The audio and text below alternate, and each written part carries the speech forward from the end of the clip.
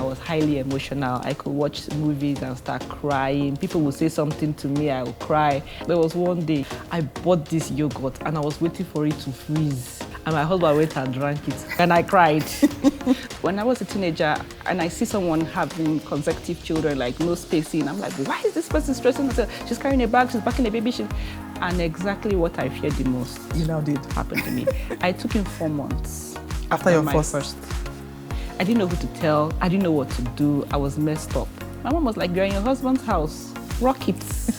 What were the enjoyable parts for you? Okay, of course, the skin glow, the longer hair. Pregnancy. Yeah, I usually have longer hair when I'm pregnant. And then maybe the attention.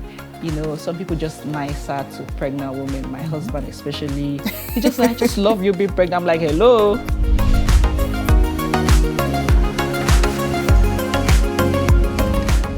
The content of this podcast is for informational purposes only.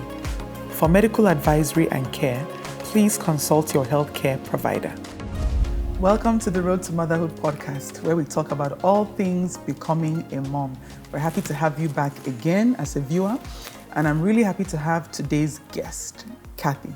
Welcome, Kathy. Good to see you. Thank you so much. So nice to be here. So good to have you. Thank you. So, Kathy, please go ahead, introduce yourself. Let us know what you do, how many kids you have, and their age ranges. My name is Bamidele Catherine. I have 4 children. I'm an educationist and a realtor. I have an NGO called Gateways of Hope Foundation, where we assist young children into schools to have a quality education. And I also work with Arise House. Thank you. So as you can see, Kathy is many things, all wrapped in one. So good to have you here. How many kids do you have, and what are their age ranges? Okay, I have 4 kids, 4 to 13. I also have an 13. adopted daughter who is 23. Wow, so 5 in total. Yes. Okay, only you. Only me. It's okay, the rest of us are Coming catching up shortly. Okay, so let's start from the beginning. I always like to ask everybody from the get-go, what was your conception story? Meaning, when you and your husband got married, did you say to yourselves, we want to start having kids right away? We want to begin like now?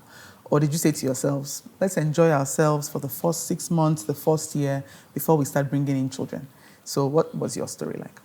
Yes, we wanted to start right away because I've had stories about contraceptives gone wrong, and we didn't want such an experience, so we just started right away. And I think the second month or third month, I took in. Second or third month? Yes. Okay, so that was a pleasant surprise. Yes. Okay, all right. So after that happened and you took in the first time, how did your pregnancy shape out for you? And I ask this question, I'm always interested because everybody's pregnancy, from what I've seen, has its own uniqueness to it. So mine, for example, was one for the books. I always say that pregnancy showed me premium shege. And some people have really peaceful pregnancies, really beautiful, easy breezy experiences. So what was your first one like? And then what were the next ones like? Because you've done it 4 times now. Yes. So the first one was quite easy. I was always singing. The only issue was I was always easily upset as well. Okay, so you're always getting angry. Yes, I was always getting angry. And whenever someone upsets me, it takes so long for me to let it go. It would just be boiling on my mind. And then I was highly emotional. I could watch movies and start crying. People would say something to me, I would cry. Aside that, I didn't have all those like serious cravings or throwing up, nausea, morning sickness. It was just the emotions that were really messing me up. Interesting. So no morning sickness for you? No. So I carried your own. That's nice. Because I had it almost every day is what it felt like. Okay, but you had a lot of emotional imbalance. Yes. So you were getting more angry than normal. You were more emotional than normal. And that's not how you normally are when you're not pregnant. No. Okay, so how did you deal with that? Like, how did you manage it? I just managed this. Like, you know, human beings, we adapt. There was one day, you know, they say don't touch anything that belongs to a pregnant woman. I bought this yogurt and I was waiting for it to freeze so that when I can scoop it, you know, when it's frozen. And my husband went and drank it. Big mistake. Oh my gosh, big mistake. It was more than yogurt that he took, and I cried. So that was how bad it was. I'm not a crying person, but at that pregnancy, I was just crying. And there was this woman that was picking on me. She would say, see your big nose. if your nose is big now, it will still get bigger than this. Oh my goodness, I'll feel so Which woman bad. is this? Was it a friend, a neighbor? I don't know how she was attacking my life. Oh, at a point she was in my church. At a point I didn't want to go to church. It was that bad. I was telling people that I won't go to church anymore, and they were like, "It hasn't come to that." I think someone had to talk to her. Anytime she sees me, she picks on me. And I had another friend that had a similar experience. I think she's so pretty, and people try to attack. Like, this is a moment this person is on low, and they just attack, and they were like, "You're so ugly," and all that. And she felt so bad. People told you this? No, my friend. Like women? Yes, women. Told you this? Yes. So some people are that bad. They attack. Like that's your low moment, and they just want to attack. Your face starts changing. Maybe you're having more pimples. You're getting darker. Sometimes you get fairer. Sometimes you get darker in pregnancy. And so they just saw that moment to attack. Okay, were they fellow moms? Like, were they already moms themselves? Yes. So they've been through pregnancies. Yes. They know that pregnancies can cause different changes in the body. Yes. See what my God did for me. That lady that was attacking me, she took in. You know when you thought you're done, and she now took in. She had this Vaseline container. She was spitting it every minute. And I was like, oh my goodness. She didn't come near me throughout that period because she was like done. And after making mockery of me, she took in. And she started spitting in. Like she was, one of those symptoms, and I was not spitting. Excessive spitting. Yeah, I wasn't even spitting when I was pregnant, but she was always trying to put me down. And she started spitting. I was just like, no, this is not fair. Okay, but can I say something? I was not putting anybody down, but me too, I was spitting now. So why was I getting that punishment? Because I too was spitting as well.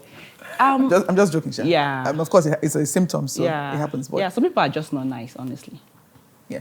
A woman needs all the encouragement she can get at this time because she's already second-guessing herself. I don't feel as beautiful as I used to be. Everything is going its own way in pregnancies. And so we need all the moral support we can get. Yeah, that's why it's surprising to me that it's other women. Well, actually, you see, on one hand it's surprising, on another hand it's not. But that story for a different day. You know the drill. But yeah, it's unfortunate because you're in a vulnerable state. You're pregnant, right? Yes. And that's when you need the most encouragement. Whether you love what you look like or not, you need encouragement because you're going through bodily changes. At the point, I was thinking of getting a nose cap. What's a nose cap?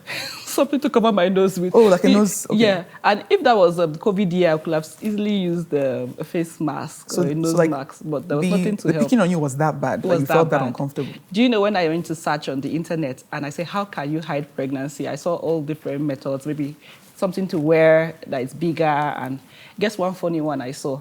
Someone had a carton and she just covered her face with the carton. So once you don't know who is pregnant, you can't make mockery. You can't make mockery of the person. Yeah. Oh my gosh, it's interesting to me. I'm just not used to people wanting to go out of their way to mock someone when they are pregnant. Yeah. I mean, in general, people can be mean, but why would you pick a vulnerable time? Well, they should have come to me. I would have had some nice words to give back. I like to share and distribute sometimes when people feel like bringing their stuff.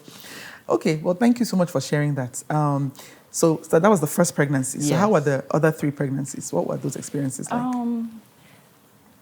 Okay, they say never. When I was a teenager and I see someone having consecutive children, like no spacing, I'm like, why is this person stressing herself? She's carrying a bag, she's packing a baby. And exactly what I feared the most you now did happened to me. I took in 4 months. After your my first? Okay, 4 months. 4 months. Let's pause there. 4 months. 4 months. 4 months. So you were still, were you breastfeeding? Yes. So you took in 4 months after? Exactly. Wow. Okay. I didn't know who to tell. I didn't know what to do. I was messed up. In fact, the business I was doing, I shut it down. I just wanted to be, and I had this emotional thing going on already, so it was not just favoring. I was crying all the time. I didn't just know what to do. But guess what? Last, I was fine. I eventually told my family, and my mom was like, you're in your husband's house. Rock it. and then the pregnancy was the easiest. Wow. Yes, okay, I didn't the feel second one. Yes, I didn't feel a thing and all that. And so after that one, I had a very good contraceptive, the implants. Okay. And then I had 3 years implants, and then I rocked that one for 3 years. It had its complications, maybe excessive bleeding and stuff like that, but I just endured. Okay, I started with terrible headaches. Okay, side effect of the implants. Yes, I was having terrible headache, but after some time it stopped. And so I rocked it for 3 years. Then when I took it out, I was thinking I would take in immediately. I think I had to wait for 1.5 years before I took in. Now, were you trying in that 1.5 years? Okay. I was trying. So that was what my sister is a medical doctor, and she was like, when you had 1 or 2, you can try some of these contraceptives because it might have an adverse effect on your body. You might try to take in afterwards, and you might not be able to. And I've had other people say I've heard that people as say well. some things like that. Yeah, so that was why I tried that on after the second one. So I actually had to wait for 1.5 years after the 3 years. So the gap between your second pregnancy and the third one is about 4.5 years. Exactly. Okay. So you had fully rested and recovered before you jumped in again. Yeah, so how was pregnancy number 3? Was that one different from number 1 and 2 in terms of symptoms, comfort level, emotions? I think I have acclimatized to the whole thing, and I was getting comfortable in my own skin. So it was just normal. In my pregnancy, I don't look pregnant, but my nose will give me away. Okay, so your nose is the thing that people are picking on. That's the identifier. My nose will just, but I wouldn't look pregnant at all. I just look normal because I think of my height. The baby has a good place to sit in on the hips, okay? And so I just look normal for the most of it. In fact, when I deliver, people are shocked, like, you give birth. Were you pregnant? People that didn't see me, they were like, were you pregnant? We didn't see you, we didn't know. So that's kind of the situation. Okay. So smooth pregnancies, 1, 2, 3, and number 4 was? It was also. Okay. So what's the gap between the third pregnancy and the fourth one? 4 years as well. Another 4 years. Another 4 years. So did you go back on? No, I was taking the 3-month injections. Okay. So that's what I went to. Okay. Yeah. Okay. And that pregnancy too was smooth, no wahalas, no issues. Yes, there were no issues. Okay. Really good to hear and good to understand. So when it comes to your pregnancy, when you look back on it, right, is there anything that you think shocked you or stood out to you, aside from any negative comments from those women that I don't know why they were sharing all that, but is there anything else that stood out to you that shocked you, that you weren't expecting? Okay. I think I grew a size, my shoe size. I was on 41, and I ended up on 42, 43 now. So I think my feet grew a little bigger. And then one of the first things I noticed about the pregnancy, I was always very skinny, very, very skinny before I got married. So my arm started growing. My stomach was not growing, but my arm was growing. I'm like, this Christian mother arm they talk about, like it has its own special ingredients, because on its own, the arm was just growing. So I think some of those things just come naturally, and there's nothing you can really do about it. Okay, but those were the shockers for you. They were physical shockers. Yes. Okay, what about the emotions going back and forth? Did that surprise you? Were you taken aback by that? I just try to manage them. Of course, we have negative thoughts. And the dreams. Okay, you had weird dreams. Oh, I had weird dreams. My first pregnancy. People were always attacking me. I was seeing terrible dreams. In fact, I was saying maybe my husband's house did not accept me. Until I went online and I saw that it's actually a normal thing to have weird dreams during pregnancy. During pregnancy. So, but I didn't have that in the subsequent pregnancies. But the first pregnancy, I was always dreaming of horrible things and inconsistent things, and it was just weird. Like every night, one dream or the other. That doesn't make sense. You know, this kind of dream that doesn't even make any sense, like Alice in Wonderland kind of a dream. So, but I discovered it's also something that has to do with pregnancy. Okay, I don't think I knew that symptom. I think you should research it. Or dreams during pregnancy. You'll find it. Good to know. Yeah. So let's move into the childbirth experiences. Okay. Now, I know that there are no two exact experiences when it comes to childbirth. There's always a unique aspect to it, just like pregnancies too. Yeah. So can you walk us through your 4 experiences? Because you've done it 4 times. First of all, kudos to you. Yeah, thank you. Because you've done it 4 times. Yes. So please let us know how was the first one versus second, third, and fourth. And also a bit of context, like where did you give birth? Did you give birth to all your kids in Nigeria? I mean, I know the answer to this, but just let us know, where did you give birth and what were the experiences like? Okay. So it was an adventure for me. The very first one, we had gone past our EDD. Okay, which is the estimated date of delivery, for anybody who doesn't know what that is. Exactly. And so it was 42 weeks. And the doctor was saying, if the baby doesn't come, 42 weeks, 3 days, I should come in and I will be induced. And so I went in, I was induced overnight. The next morning started gradually. The contractions? The contractions started gradually. I was walking around the hospital in Gariki Hospital in Abuja. My husband was walking around with me and all that. So it got to a point I couldn't walk anymore. I humbled myself and sat. I went to lie down. And so all my 4 experiences, there was no water breaking, which was what I wanted. I wanted that excitement of, well, water has broken, everybody will start running. Nothing like that. The doctors always broke the water for themselves. me. Themselves. So can we pause there? Because, media is powerful. So growing up, when I used to see people who were pregnant in movies or in shows, and it was time for them to go and deliver, right? It always looked like their water would break. Like that was automatic. Anybody who's about to go and deliver, your water is going to break first. So I always wanted that. Yeah. So this is just let anybody know who's listening, who hasn't done the research yet. Your water will not always break. Sometimes you will go into labor and your water will not break. Exactly. Yeah, just for awareness. Please continue. So I had my mom's support. She was giving me this circular motion back rubs. Okay, so she was there. She was there, and it was helpful. The doctors came in for the ward rounds. They broke the water. The pain intensified because when they broke the water. Yes, because I feel it's a baby cushioned in water, like somebody punching a water bag. The effect will not be that much. When they broke the water, it was direct contact. So then I was asking my mom, like, at what point will I know? Like, the labor was just going on and on, hours of contractions and contractions. Yeah. I was like, at what point will I know that it's time? Because I was getting tired. And she said, you feel like you want to poo. And I was like, oh, really? And so when I was tired, I told the doctor, I said, I think he's coming. There was nothing coming. I just wanted them to come and check how dilated I was. So just for reference, about how many hours had you been contracting for around this time? Yes, about 6-7 hours. 6-7 hours? Yes. Okay. Yes, of active labor. So I think they had checked previously and checked. And there was this time I framed that and the nurse just came in, the midwife just came in and put her hand. Immediately she put her hand, baby's head was coming out with her hand. And I was not even in the right room. They had not transferred me. You went in the delivery room? Yes. Because I was a first-timer. They feel first-timers might be like 14 hours. So whenever you are crying, they're just like, yes, just relax. You still have a lot of time.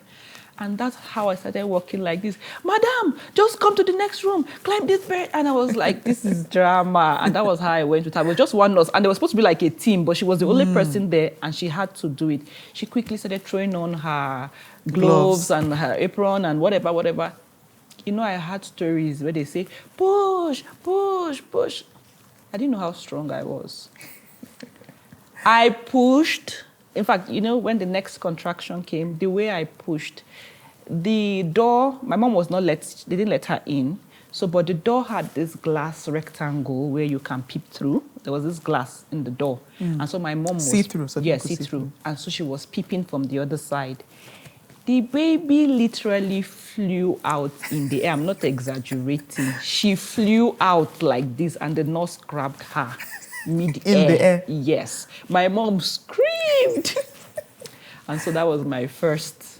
But in fact, I had to go back to the hospital and appreciate that nurse. Because imagine being in ammonic fluid for 9 months and how slippery the baby could have been. What if baby had slipped out of her hands? Which is actually true, because I'm laughing because the baby was caught safely. But what if the baby had actually hit the floor? We thank God for So I did go back. I did go back to appreciate her, because there have been stories of baby that slipped. Even not, the baby just slipped out of the nurse's hand and fell down.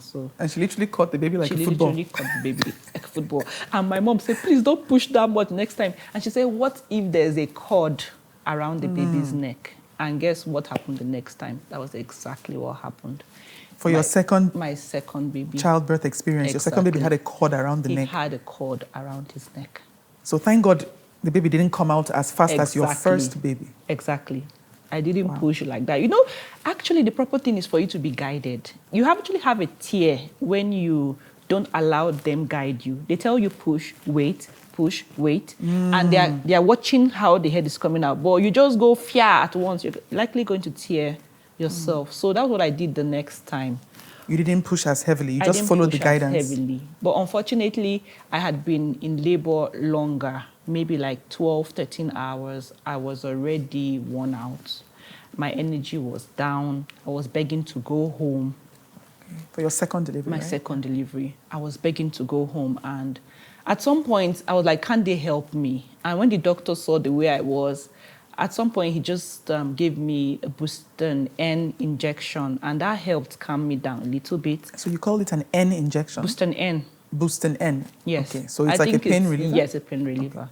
Yes, so he gave me that and I was calm, and in 30 minutes I delivered. However, when the baby's head came out, there was the cord, and so they untied the cord.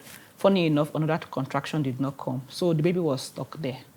They were like, Madam, push. I was pushing, nothing was happening. You need that contraction to like boost you to push. And so they were tapping the tummy, they were doing everything they could, and trust some nurses. Madam, you want to kill baby? Madam, I'm like, how can I carry the baby for 9 months? Bedside manner, here? Please. And I want to kill the baby. If I want to kill the baby, I know what to have done. I can't, this is my baby, not your baby. I love this baby more than you do. And I was doing everything I could. Eventually, what they didn't tell me, there's a technique. They snapped the baby's shoulder and the baby came out. So it's a guide, like it slides out. So one shoulder is like broken. Let me just say broken. So, but trust Nigeria, nobody told me. So every time I bathed this baby and I tried to put him in an outfit, when I raised that hand, he would cry. For months, we didn't know. They didn't tell us this, so we couldn't have any idea, like his shoulder was actually broken. So when he was 1 year, he jumped off a stool once and he fell. And the bone popped up. A bone literally came up like this. I quickly called my brother-in-law, who is a doctor, and he said, did you have such experience in labor? Was the baby stuck? I said, yes. He said, oh, they broke the shoulder to get the baby out. And they didn't tell me. And that baby, anytime I put the baby in a car seat, because of the strap, the baby will cry. Okay. And oh my goodness, I wouldn't know. Let me tell you, I hope this VIO, they are not watching. I was actually used to drive with my baby in my arm. Whenever I see them, I park and force him into the car seat because he will cry throughout the time he was in the car seat because of that shoulder experience. Yes, and I didn't know. The baby cannot tell me this what actually happened. So, but the doctor said, don't worry, it will go back in. And it actually went back in. It's normal now. So I have a few questions. Okay. Now, what they did, is that because the baby had shoulder dystopia? Is that what they call it? Because I've heard something called shoulder dystopia where other people's babies couldn't come out, so they had to do something to get the baby out with the shoulder. But I'm not sure if this is the same thing. I think it is, because it's actually trying to help. The babies have died being stuck that in way, unable to come out, halfway in, halfway out. So you just guide the shoulder out. I think they broke it a little bit so that the other shoulder can pop out, then the other one broken can come out. Yeah. And then, okay, so I also want to address the aspect of bedside manner and proper care of doctors, right? Yeah. And health professionals. Now, you said one, and it really obsessed me a bit, when your baby was stuck, right? And the nurses, or was it nurses? Yes. Were telling you, oh, do you want to kill your baby, da-da-da-da-da-da. That is the most discouraging thing I think you can tell someone who is trying to give birth to their child, is having difficulty and needs encouragement. Yeah. It's really particular to me that bedside manner is so important when it comes to how you deal with any patient, especially women that have come to deliver children and deliver babies. So yeah, I just think that was wrong. Yeah. And I just want to acknowledge that. I don't think that's the right thing they should have been telling you. I mean, you too were trying to figure out what was going on. You were as confused as the next person. Okay, and then secondly, the fact that they didn't tell you that they had to do that to the shoulder of your child. I would have been more careful. They would have told you, because if they told you, you would have known how to care for your child in a better way. And you would have understood why your child is crying, and you have no idea what is going on. So yeah, this is just a shout out to all medical professionals. We thank you so much for everything you do. And please, please, please keep prioritizing bedside manner and care of your patients, because it makes a difference. It does. It really makes a difference. It does. The experience is always last with us. Okay, please continue. All right. So my third, and at this point, I have to say that I always get excited and I anticipate, because it's like an adventure for me. Like imagine the first one, then the second one. So it's an adventure for me.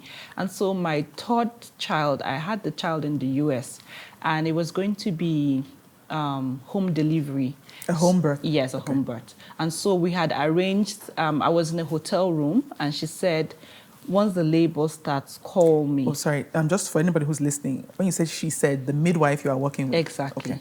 Yes. So I was trying to avoid a false labor, because you know what that is called, right? Is it the Braxton Hicks? Yes, Braxton Hicks, where you feel you're in labor, but it's not the real deal. And how you will know it's not consistent, the frequency doesn't get shorter, it doesn't get more intense. After some times, it fades out. After some minutes, it fades out. It's not stronger. So that's the Braxton Hicks. And so all my 2 previous labors now, I feel the contraction on my stomach. It gets hard. It kind of vibrates like a volcano about to explode. And this one was different. It was on my back. Oh, I've heard about back labor. Like people laboring and feeling it in their back. I didn't have that experience, but I've heard of it. That was how the 3rd one came. And so my dad's birthday was on the 13th of May. And I was trying to get this baby to come on the 13th of May so they could be birthday mates. So you need to see me climbing all the stairs that day, doing everything. In fact, I went overboard. I started doing these like Chinese kicks. Fiao, fiao. I was splitting. I was throwing myself up and down. And it wasn't happening. I just went and laid on the bed. That was when the back thing started. It was like this intense pain like on my back. And I tried to endure a little bit. When I discovered it was so serious, I picked my phone and called the midwife, and then she drove over.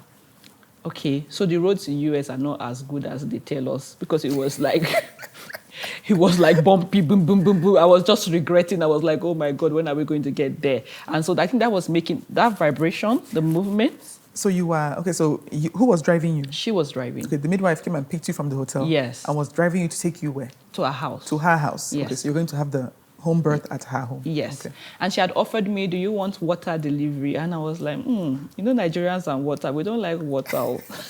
Anything that when I can't swim, you want to put me in water. And she says it's going to be less painful because I believe the baby is in a fluid. And there's a fluid. So just imagine somebody punches you in water. The impact will not be as much. So when the vibrations are coming, you know, the whole waves and everything will just be flowing with the waves. The water will help to be soothing. Exactly. That's what I've heard Exactly. when it comes to waterbeds. But I didn't want to try it. So she had printed out this paper and given me different birthing positions I can pick from.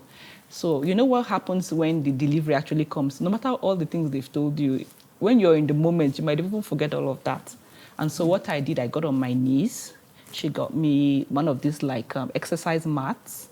I knelt down on it and I lay my head on the bed. And before you know it, she was massaging my back and doing these movements like this. And I was feeling better. Because it was in our house, I didn't want to shout. I didn't even know where I was. I was going, and I was clicking my finger like this at the pain. And she was like, no, Catherine, say, ah. She said, when you say, ah, you will also open up your cervix. Like that motion, you know, we're actually connected from our throat all the way down. And so when you it's actually opening up, not So you see, so it's Nigeria, better to actually open up. So you see Nigeria, when they will tell you that stop screaming, if you shout stop the first one, you will know. Mouth. If you shout the first time, you shout all the way. You keep close your mouth. And so she was encouraging me actually to say And when the baby was coming out, we were both shocked. It was so fast. In fact, the baby had bruises on his cheeks because of the speed with which he came out. So you have a thing with fast. Yeah. Pushing out your babies fast. It's like a natural thing for you. Yeah. It's like. And so, and I think this thing is quite important because it's in a descent motion. The child is coming down. Imagine you lying down and trying to do a number 2. Okay, please, let's pause on that. You're talking about the birthing position you were Exactly, in. gravity. I want to talk about that because everything I have known about giving birth before was from movies, right? Okay. Most of the things I knew. And I was always under the impression that you're supposed to lie on your back when you're giving birth. You're supposed to lie on your back, open up your legs, and that is how the process is supposed to go. They will even tell you to use your 2 hands and hold your ankle. Thank you. That same thing I was told. Hold your ankle, keep it open. But from the research I've done recently, and from what you're saying as well now, it looks like the better position isn't being on your back. Exactly. It's actually either kneeling Exactly. and holding on to something. Where gravity will favor you. Where gravity is favoring the baby coming out of you this way, Yes. as opposed to you lying this way Exactly. and trying to bring the baby out. So it's just interesting to me that we've always been told, lie on your back, lie on your back. That's how you're supposed to deliver, but it might not even be the best way to deliver. Do you know the ancient way? They had a birthing stool. So you can like squat. Imagine you're trying to do a number 2. You have more energy and stamina to push down, to it makes more sense. It makes more sense. But I guess why they don't do it here is they said, if you don't have an assistant, a doula by your side, okay, that baby can come out at any moment. And nobody's there to guide the baby's head, to guide the neck. The baby might just drop. Maybe you were not expecting. Do you know one lady gave birth? She was lying down in that position. The baby came out in the sack complete. She didn't know. Okay, so she didn't know. She didn't know. She was just lying there and she had delivered. So there are different birthing stories. So you see why they are scared. If you don't have your personal attendant, somebody there to help catch the baby. To help catch the baby. So the baby comes and nobody is by your side. No professional is by your side. What will happen? So if you have your professional, I think this is one of the best ways a woman can actually give birth. Yeah. In a way that favors gravity, Exactly. right? Either you're kneeling or you're on a stool, squatting, but you shouldn't be ideally lying back. Lying on your back. If you have somebody there to support and catch the baby safely.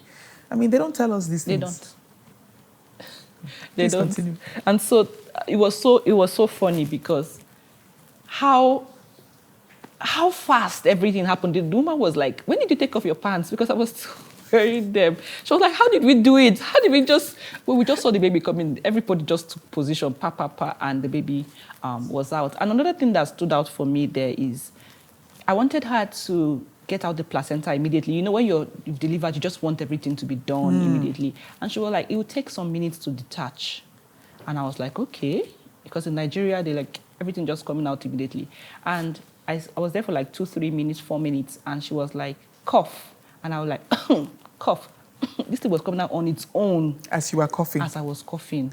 Meanwhile, in Nigeria, some people will end up having to put their hand, some doctors bring it out. People's placenta has scattered inside and they will be mopping it out. And I was like, she was like, it usually takes a few minutes to detach on its own after the delivery. And that's how I coughed it out. So you coughed out your placenta. I coughed it Again, out. This is why I love our show, because you keep learning something. Like you keep learning. So for me, right, I gave birth here in Nigeria, in Abuja. And for the placenta to come out, they gave me an injection. Wow. They put an injection in my thigh. Wow. I don't forget it, because I remember thinking to myself, I thought the battle is done. Why am I still delivering anything else out of me? So after Kanno was born, after our baby was born, they put the injection in my thigh and said this is to help disintegrate, I guess detach the placenta so that it can come out. Yeah. So they gave me that injection. I remember it was maybe 5 minutes, 10 minutes, I think. I know it was just a few minutes. Yeah. Then they pressed me lightly. It wasn't a heavy press, but just lightly on my stomach, just small pressing, and then it came out. So I remember that it wasn't painful. I remember that I didn't consider it an issue. Maybe after going through my traumatic delivery, nothing else could compare. Yeah. But it just felt like it was smooth. But I know that they gave me an injection first. For that. And I believe somebody commented on one of our previous episodes of the podcast and said that that injection must have been oxytocin. Okay. So apparently that's possibly the injection they gave me, but I don't remember. They didn't tell me what the name was. They just said they gave me an injection to help detach the placenta. Yeah. So knowledge is key. That brings me to my first pregnancy again. And the doctor was coming, the nurse was coming and putting one thing on the other. And I'm like, what is this? Why is this? What is this? And my mom was like, you asked too many questions. I'm like, this is the issue I have. Somebody might be allergic to something. Somebody might react adversely to something. Before giving someone something, you should say, this is what... Tell us what you're giving us. What are you putting into my body? We're supposed to know. So when I was in the US, there was like, Catherine, you're doing well. Catherine, this is I'm going to give you this. It's going to do this to you. Exactly. It's going to do this. They will even ask you, can I give it to you? Of course, your answer will be yes, because you're here to deliver. So, but at least they give you choice. They're talking to you and they're telling you what they are doing. In Nigeria, they're not talking to you. They're just bringing one injection, and they just bring another thing and they're just going on. So that's one of the things I also like them to improve on. I agree. That's a whole different episode, Seth. Like things we should start doing as healthcare professionals that really help. Okay, so that was baby number 3. Yes. Now, baby number 4. How was that delivery? Yeah, baby number 4 was special. Okay, so again, okay, that particular baby didn't meet my father's birthday. He was born 1:45 The next day, a.m. that's baby number 3, right? Yes, baby Okay. number 3. So he's now 14th of May. So he didn't meet that birthday.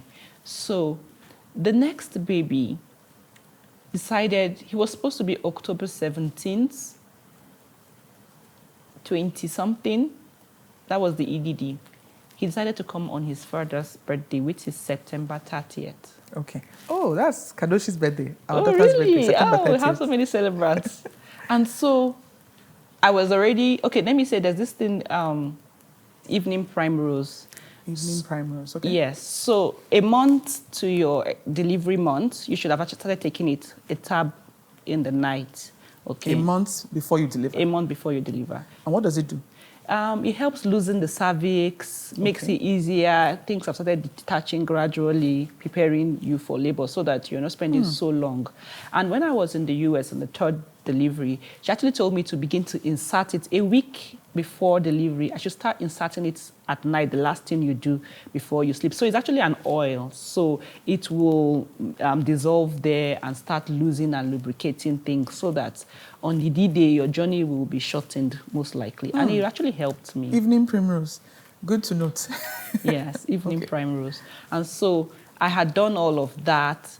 And the day of delivery, I was walking around. Like I told you, he had come earlier. Contraction signs had come earlier because I was doing all of that.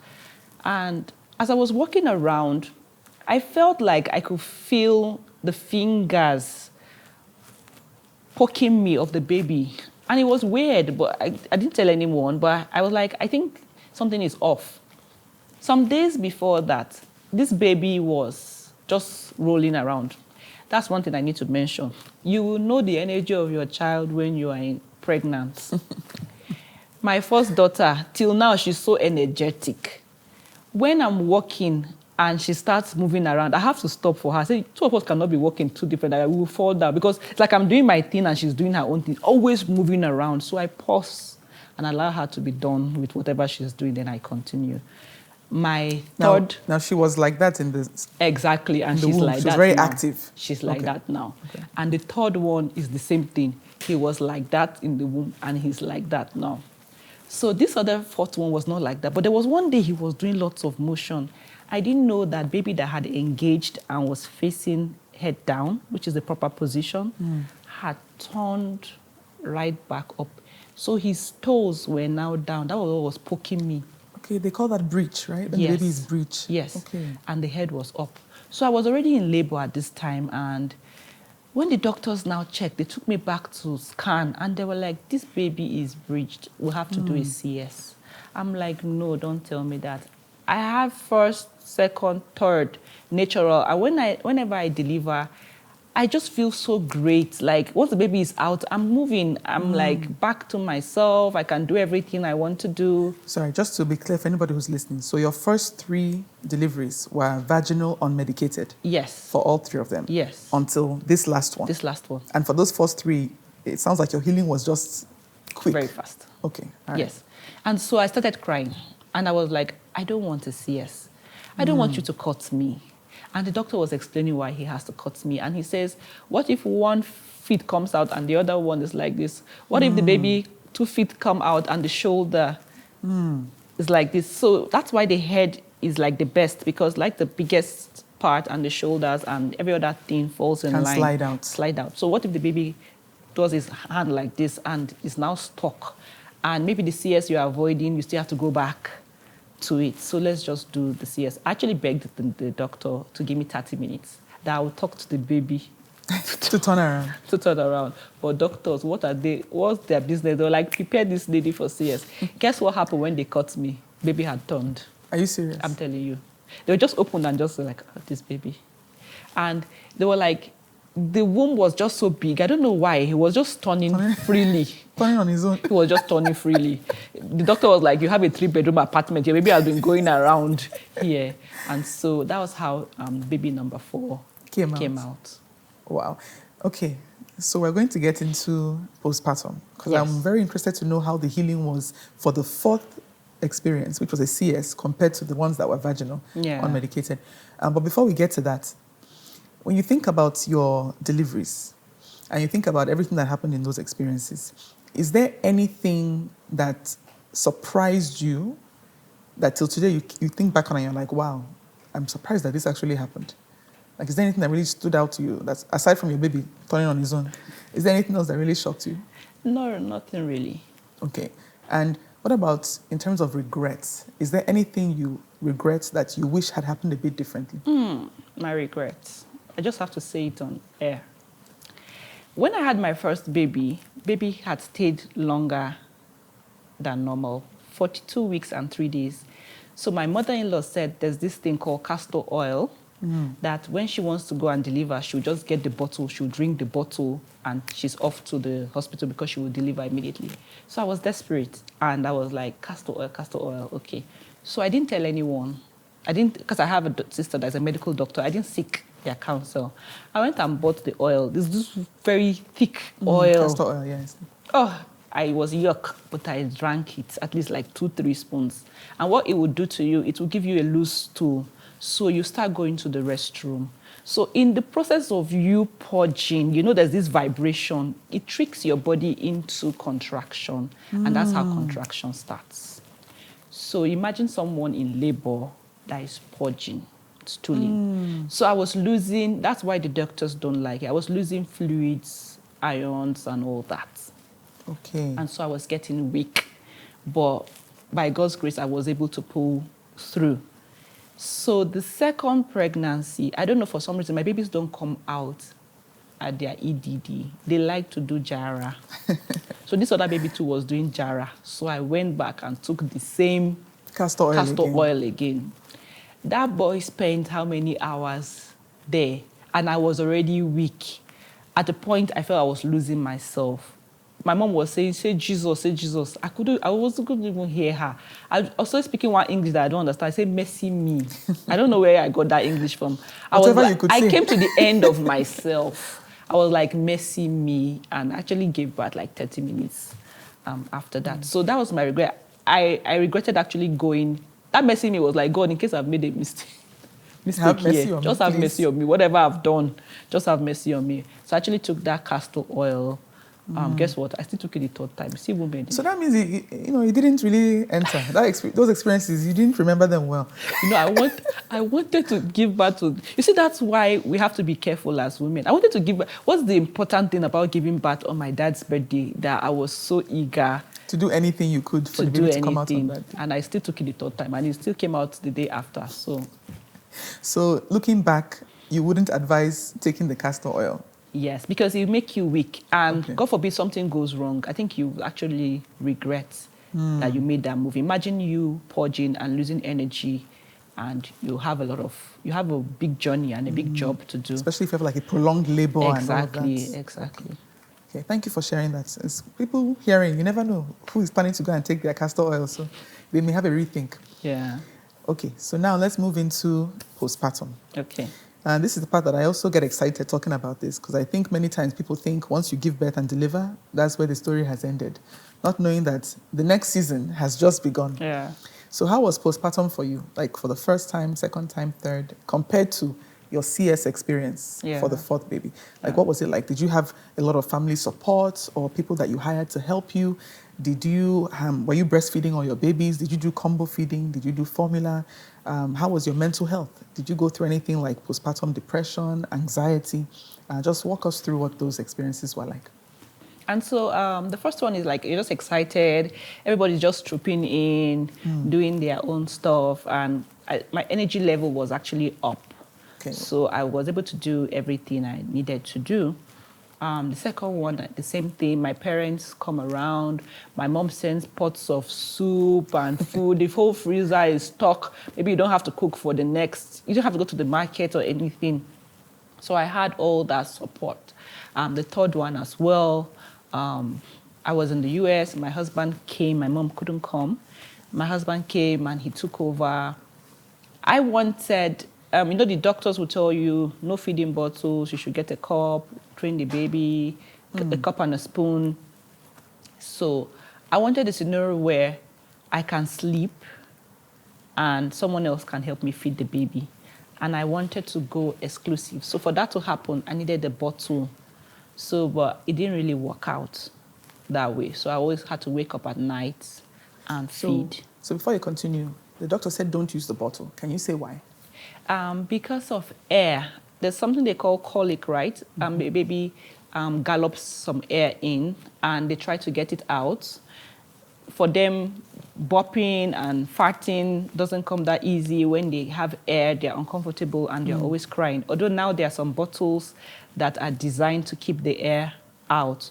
But whenever they are trying to suck on those feeding bottles, usually they swallow some air and it gives them issues. So they want them to just use a spoon and so the baby can drink at its own pace. So that's what they recommend, right? Yes, that's what they recommend.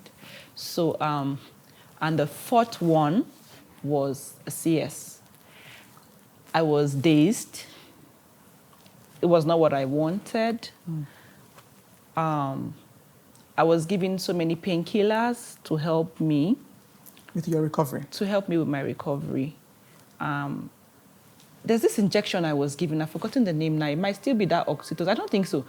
What they do, what they say it does is help you keep your tummy in. And so one of the side effects is you start vibrating immediately after.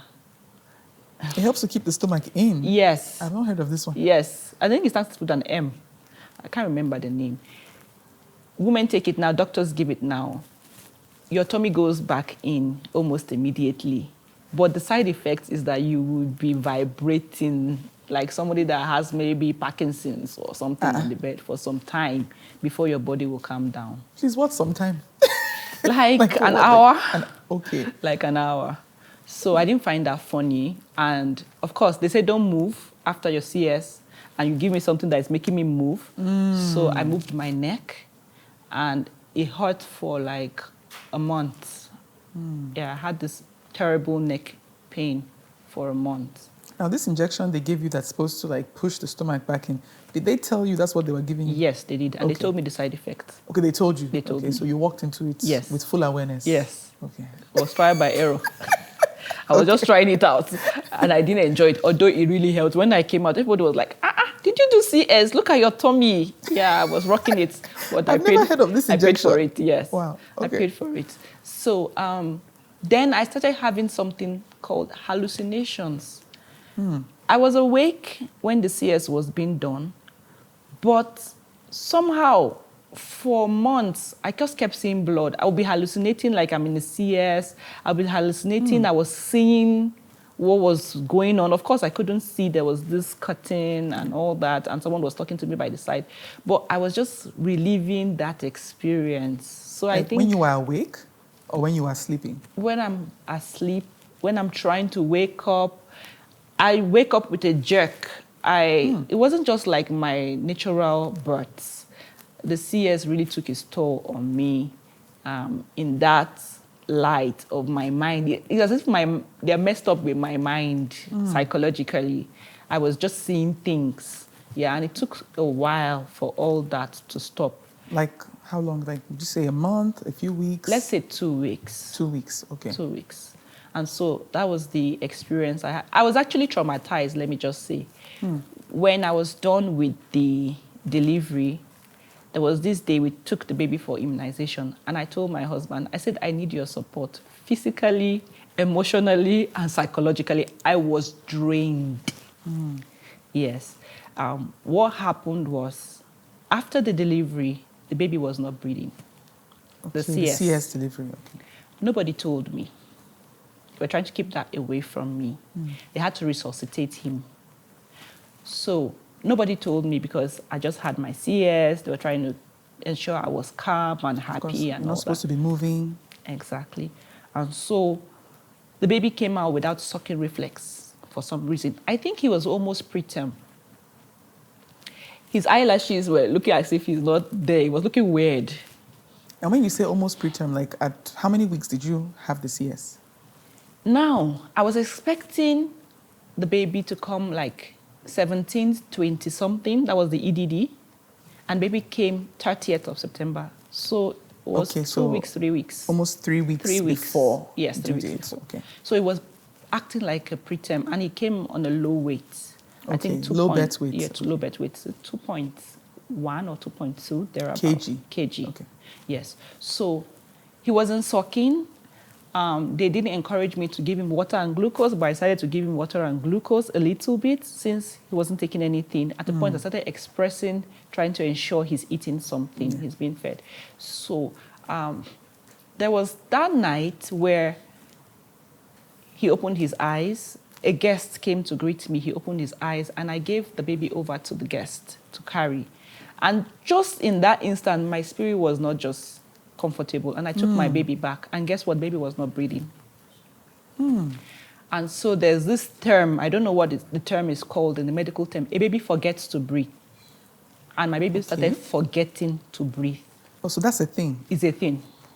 Okay. It has there's a name. There's a name. Okay. I just can't remember the name. There's a name. A baby that forgets to breathe. So I had to keep my eyes on him the whole night. And you know, breathing is not a loud thing. You can't say it's not like generator that when it goes off, you say it's off. So I had to be looking here. I had to put my finger here. If there's no warm air, that means the baby was not breathing. And I had to call on the doctors. So it was traumatizing for me. The baby did that like 6 times that night. 6 times. 6 times stopped breathing. They had to resuscitate. So all that experience plus the CS summed up to me being worn out and traumatized. Wow. Did they ever explain to you why that happened? The doctors, did they ever give any reason? They had this feeling. We had to start calculating from the first period. They were like, is this baby actually premature or not? Oh, so like, maybe the date something was wrong. Because he was acting like a premature Oh, so baby. Maybe the date they thought was the due date, maybe that wasn't the correct. Maybe it was even farther. It was more than even 3 weeks. Exactly.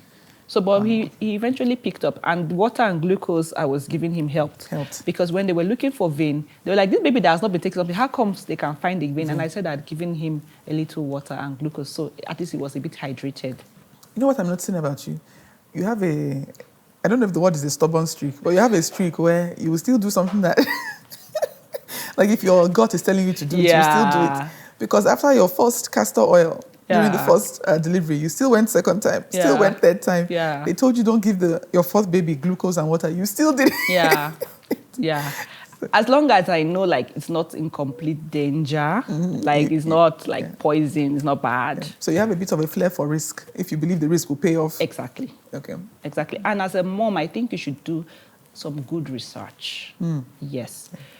Go and read of all the possible challenges. I've seen people that lost their life. They were not going for blood pressure. They were not checking their blood pressure, checking the urine samples, all sorts of things. You can't just depend on a doctor. I'm not saying you should be a doctor, but have the basic knowledge. So that if your doctor is talking off point, you can go for a second opinion.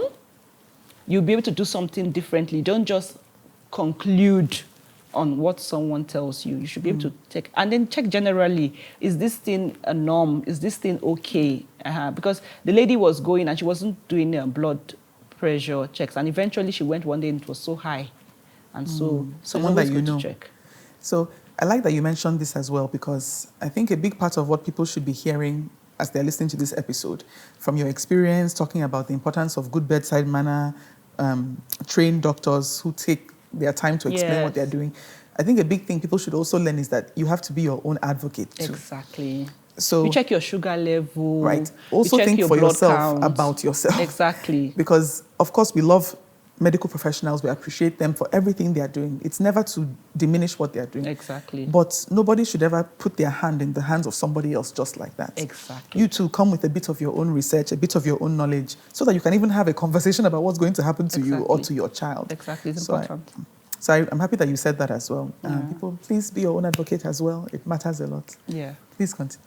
All right. So one thing I would also like to add was, I've been told these dates are very good.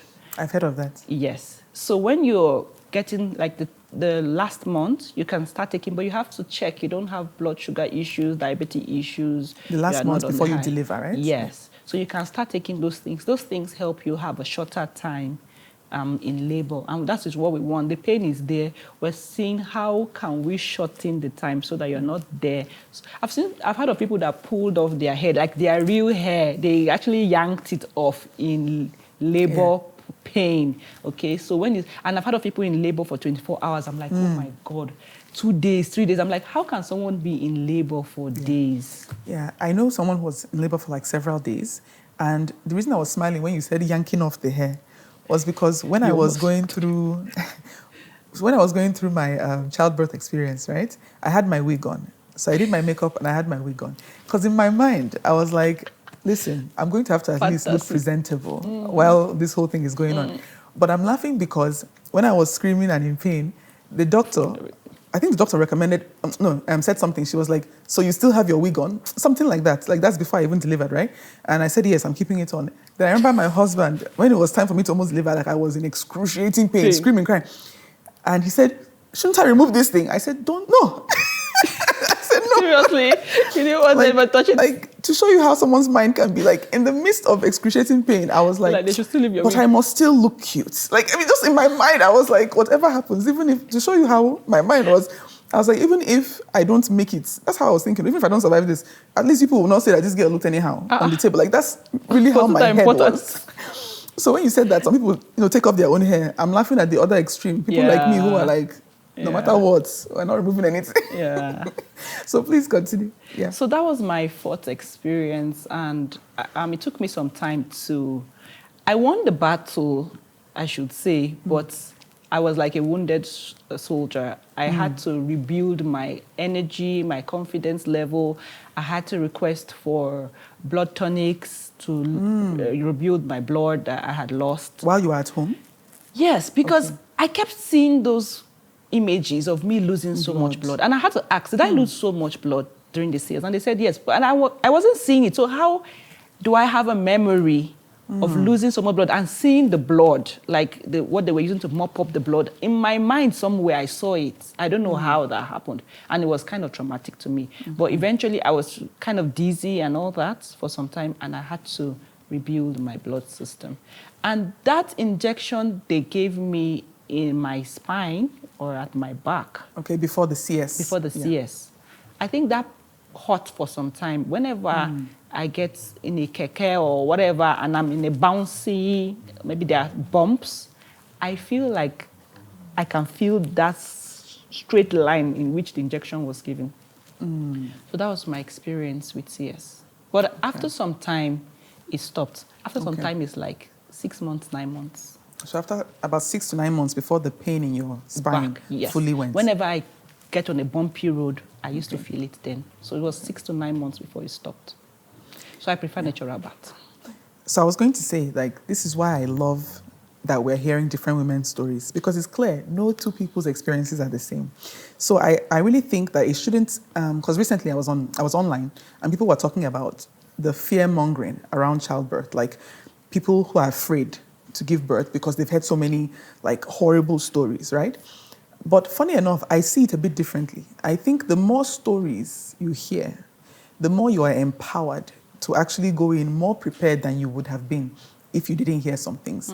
So for example, when you talk about taking dates in the last month before you give birth, because that can help you have a shorter time of contracting before you deliver. When you talk about evening primrose, you talk about different things. All those things are lessons and best practices. People can now say, oh, I've heard her story.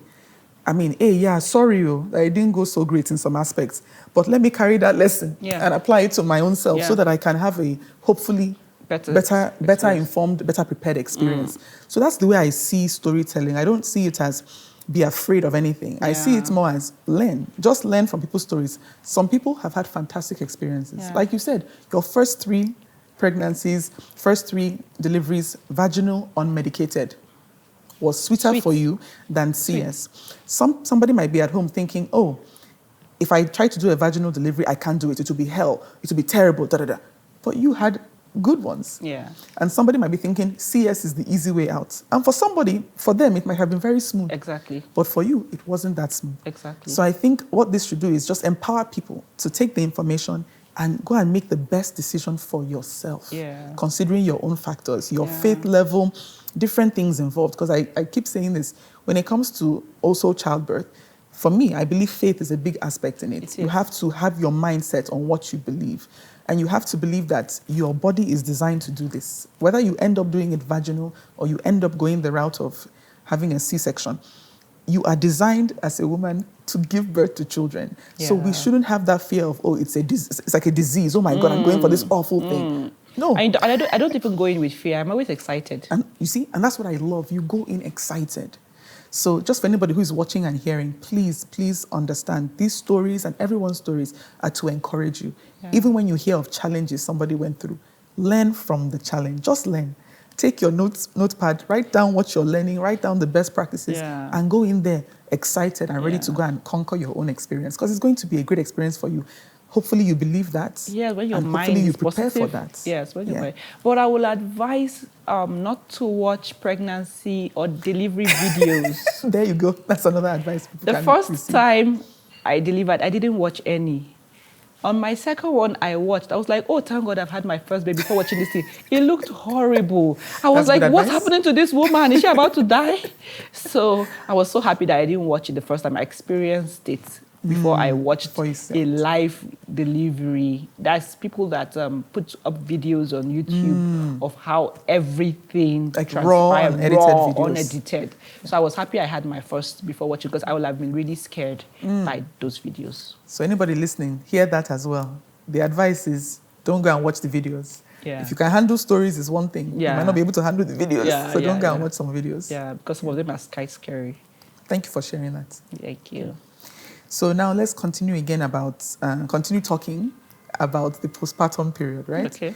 So in terms of your mental health, I know that for your fourth experience, you were traumatized from the CS, you were having some bad dreams about losing blood. So things were not the best in that moment. Now, what did you do to get through that? Like, what did you do anything like intentionally to say, okay, I'm going to battle these negative thoughts, this thing happening to me? Yeah, what I did was I asked for help, and I actually asked, did I lose so much blood? Because I don't know I don't know if I said my spirit saw it or something. Because I don't know, I just kept seeing it, that I lost so much blood. And they said, yes, I lost so much blood. So you ask for help. You don't die in silence. You don't assume things. You can just go ahead and ask the questions and get the answers that you need. So for you, asking for help included asking for blood tonic, right? Exactly. From the hospital? Exactly. Okay. Asking for your husband to be there for you physically, emotionally, psychologically, like you said? Yes, I just needed him to take over. Okay. So ask for help was a big part of what helped you, actually asking for help from other people. Yeah. Okay. So in terms of the breastfeeding experience, you mentioned wanting to do exclusive. Yes. Did you do that for all your kids, and for how long? I did. My daughter, I told you I took in 4 months. Yes. She stopped by herself. 6 months, she stopped. Your first daughter or My second? First daughter. Your first daughter. So she pitied you. Taken in, yes. She knew that you had another one on the way. And maybe the taste was not the same again. It was not as nice.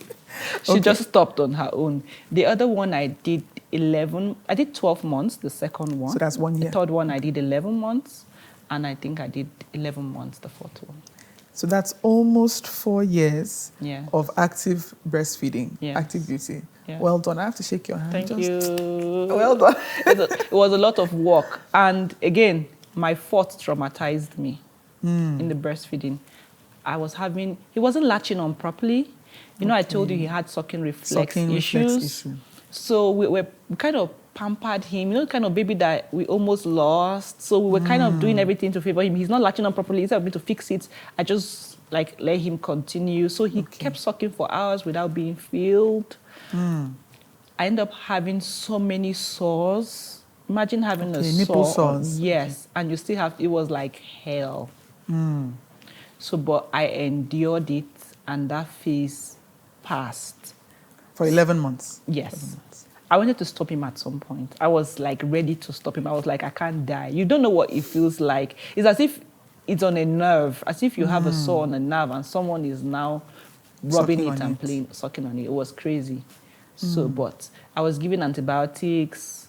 I think I was rubbing Vaseline or shea butter on it or something like that. And it healed over time, but it was a horrible experience as well. For the fourth baby? For the fourth baby. Wow. But again, I must say, one of my worst, people say, what is your worst phase? Is it the first trimester? I don't have issues. Second, my worst phase is sleep deprivation. During postpartum? Oh, no. I love my sleep. I love to do work during the daytime. And when I log off, I want to be off. I don't want to be... And do you know something about mothers? They say sleep is an unconscious state. Mothers don't experience an unconscious state. You're not fully unconscious. They are conscious, yes. Yeah. We are conscious when we are sleeping. When my baby moves, I move. I'm conscious it doesn't fall off the bed. I'm conscious I don't crush the baby. So I'm not fully sleeping. So when I want to fully sleep... Because the baby's in the bed with you when you're co-sleeping with the baby. Yes. If I want to fully sleep, I back the baby and somebody else should take charge. That means I'm not there, I'm off. Don't call on me. But guess what? You're still somehow conscious that you have a baby and the baby has needs. Especially that newborn phase. That newborn phase. It usually used to mess me up when I don't get a good sleep at night, and in the daytime, baby will be sleeping all day. Then when it's night, baby will wake up. So do you know what I started doing? I said, baby, you will be awake when I'm awake. So when my baby wants to sleep in the daytime, I start bringing things to play with the baby so that I can stretch it to like 8, 9. So that when he sleeps, he fully sleeps. Well. And then when you feed them very well, if you load During them the day? enough, no, towards the night time, Okay, so that when they are towards full, sleep sometimes they wake up because they are hungry. Yeah. So when they are full, they can sleep longer. Okay. Yeah. Yeah, that sleep one, I think that's a theme for everybody we've had as a guest. The sleep deprivation, I think, was something that really affected each one of us to some degree. Okay. So when you're looking back, right, you're thinking of conception, you're thinking of pregnancy, you're thinking of the delivery and postpartum. Can you tell me the things you enjoyed the most? Like when you think back, what did you really enjoy the most in pregnancy? What did you really love and enjoy during delivery? What did you enjoy during postpartum? Even in the midst of some challenges happening, what were the enjoyable parts for you? Okay, of course, the skin glow, the longer During hair. pregnancy. Yeah, I usually have longer hair when I'm pregnant. And then maybe the attention. You know, some people just nicer to pregnant women. My husband especially. He just like, I just love you being pregnant. I'm like, hello. So they're just nicer. You just get nice things. You just get preferential treatment. You walk into a bank. You walk into anywhere. And everybody just wants to give you a helping hand. I was actually pregnant on camp, NYSC camp. I was given 21 days off. So, but it was so close to my house in Kubwa then. And so some days I would go, and all those girls were just running around me. What do you want? Let me get this for you. They will just do everything for me. And I was like, oh, I was really spoiled. They were dotting on me left, right, and center. So I enjoyed the attention. I enjoyed the fact that I didn't have so much nausea and vomiting. Sometimes I feel nauseated, but that was just where it ended in the first trimester. I was sensitive to some smells. Morning fresh, just to wash. When I'm washing, I'll be squeezing my nose because I just feel irritated. Egg, just feel irritated. But otherwise, it was good. My body really worked well with me. So second trimester, third trimester were all breezes for me. And I always get excited about the labor. I know it's going to be different. And I'm excited to see what turn it will take this time around and how the labor will come through. And I always had support during the postpartum, people coming around. I didn't really have so much of postpartum depression or trauma, stuff like that. I always had so much support. Happy to hear that. Thank because you. there are wonderful aspects to pregnancy, delivery, and postpartum. Yeah. So I always like to say it's yin and yang. It's a balance. There's the sweet and there's also the part that's Sweet and pinching and sour. Now, if you can just wrap up with one thing that you think any woman listening to this who hasn't given birth should know. You need to read up. There's some information that will put you in a better position, and there are some mistakes to avoid. So when you read up and you listen to programs like this, you know what to expect and you're prepared for what's coming, because your emotions might change. Your disposition, like I said, I was a lot angrier when somebody offends me. I don't forgive. First pregnancy. I don't forgive easily. It will be on my mind. Before going to bed, I would think about it like an hour or two. And that's not me. When you do something before pregnancy, I just make an excuse for you. I just brush it off. I don't make an issue out of it. But when I got pregnant, all those were happening. So you need to know who you are, and you need to be able to handle all these changes and emotions as best as possible so that you don't make a permanent mistake over a temporal pregnancy. Thank you for that. Don't make a permanent mistake over a temporal pregnancy. Okay. Now, when it comes to your mother, right? And I love asking this question because I think pregnancy and becoming a mom changes us in different ways. So when it comes to your mom, did your respect for her increase once you became a mother yourself? Oh, sure. Oh, sure. She was with me 2 of the pregnancies, and I was so appreciative of her. And I was like, Mom, you went through this 6 times? And she just smiled because my mom had 6 children. I'm like, so this thing is this much, and you did it 6 times for us. And I just began to honor her more and respect her more and love her more because she was even there for me postpartum as well, doing. And I'm like, I wish I can even do this for my own kids. She's like a model for me, and I desire that I can do so much for my kids when I have that opportunity. I love that. I love that. For me too, my respect for my mother went from, if it was here, to like, skyrocket. Skyrocket. It's like, what? Nah. Yeah, women make a lot of sacrifices, really. When you see pregnant women after you deliver, you give them more space, you show them more consideration, you give them more respect. Sometimes when they even annoy you, you be like, I didn't just allow this woman, I don't even know what she's going through. And so you just give that person that space because you don't really know what she's going through at that time. I agree. Now you said women make a lot of sacrifices. So you say mothers make a lot of sacrifices. Yes. So I'll just round up a little bit with that because I saw something on Instagram recently, a video where a mom was being interviewed. I think she's in her 60s now or 70s. So she's a grandmom now. Okay. She has grandkids. And she's very involved in her kids' life, her grandkids' life. And she made a statement that went viral. She said, when people say, I sacrificed my life, right, for my children, she's like, I didn't sacrifice my life, right? She's like, everything I have, I'm pouring into my children. Like, I love my life. This is what I want. I want to pour everything into them. So I think the word sacrifice, sometimes people see it in a funny way, right? So I do think that in anything in life that you do, you make sacrifices. Yeah. I do. I don't think people should be afraid to say that.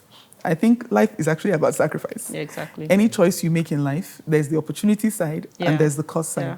And I think sometimes we shy away from letting people know that there's a cost to choices.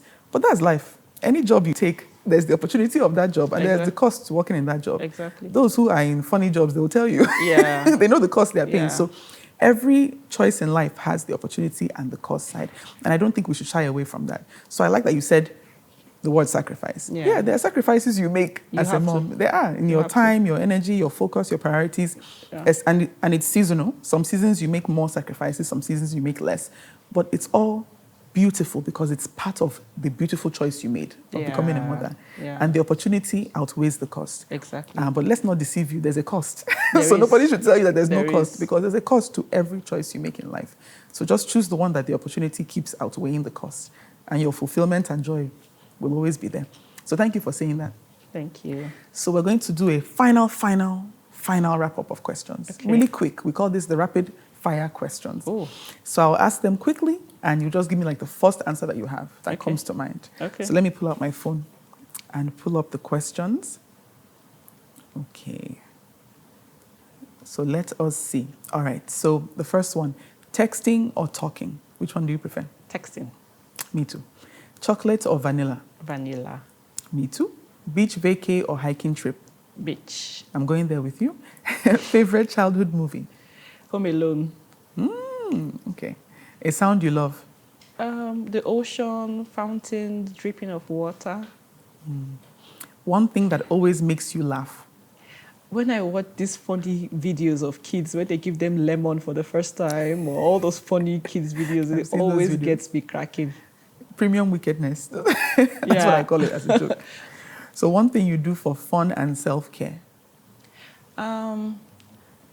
I spend time with family, like a picnic. Sometimes we call this tender loving care moments where my sisters would just get together, get shawarma, get granola, get yogurt.